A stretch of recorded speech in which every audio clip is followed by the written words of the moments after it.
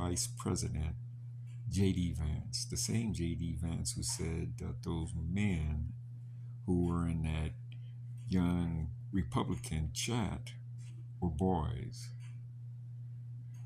You know, the one where they were calling black people monkeys. They talked about the LGBTQ. They talked about Jews. They talked about living or loving Hitler. And man, you see on the screen there, J.D. Vance said that they were just boys being boys and that they shouldn't be punished for putting out stupid text messages. Well, this idiot also just over the state of California used live ammunition. And that ammunition almost killed people. There was shrapnel scattered all over I-5 in California. Anyway, guys, let's get into this dumb shit.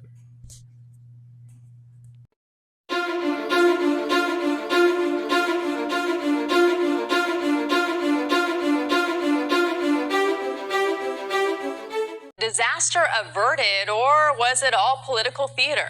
Well, tonight, the fallout from the artillery explosion over the 5 freeway near Camp Pendleton on Saturday continues. And CBS LA political reporter Tom Wade is here. Tom, political experts say this incident is just another example of how bad communication is between the White House and California. True, and it just shows the divide, right? We just can't agree on anything these days. So tensions between the White House and Governor Newsom are at an all-time high. We pretty much all know that. But there's no sign this artillery explosion over the freeway will change anything. Live weapons over freeway. The surreal warning to drivers in the lead up to Saturday's 5 freeway closure near Camp Pendleton. The Marines holding military drills Saturday with Vice President J.D. Vance and Secretary of Defense Pete Hegseth looking on. A tribute to the Marines' 250th birthday. Governor Newsom ordered a section of the 5 shut down near the base. As live ammunition was fired over the freeway, something went very wrong. The CHP says one of the artillery rounds exploded prematurely over the freeway. Shrapnel landed on one of their cruisers and near a CHP officer. Governor Newsom posting this photo of what the munition looked like. Just imagine what would have happened had CHP not shut the freeway down and shrapnel had hit a civilian vehicle. Or vehicles. It could have been a real disaster. Camp Pendleton is in Congressman Mike Levin's district. Let's just stop for a second. This is ridiculous. That live fire ammunition was shot over the 5 freeway? What are they doing? And who is responsible? We need to get to the bottom of it. At the end of the day, the Marine Corps are better than this. I know they're better than this. The community knows they're better than this. And just common sense needs to prevail here. Before the event, the White House and Republicans blasted Governor Newsom's shutdown order, calling it political. Some of the GOP labeling it Bridgegate. There's political fallout because there was real fallout. If this shell had exploded over the freeway when cars were there, somebody could have gotten killed. And so Governor Newsom was proved right in his decision to close the freeway.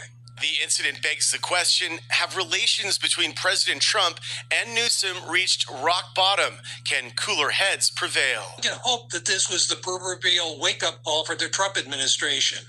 One hopes that there are people at the Department of Defense and in the White House who understand how close they came to a genuine disaster.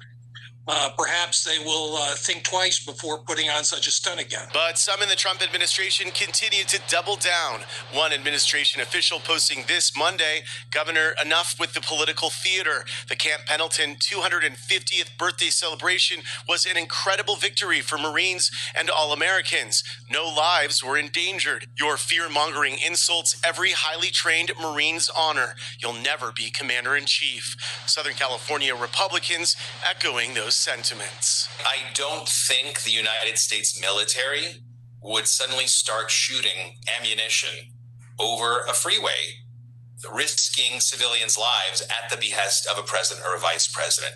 At the minimum, you would have to have so many different tests where at those stages you would shut down the freeway. The Marine Corps released a statement acknowledging the incident and said an investigation is underway into how it happened. The CHP Border Division Chief in charge of that section of the freeway, he's a Marine Corps veteran. He called the incident an unusual and concerning situation. I'm Tom Waite, CBS.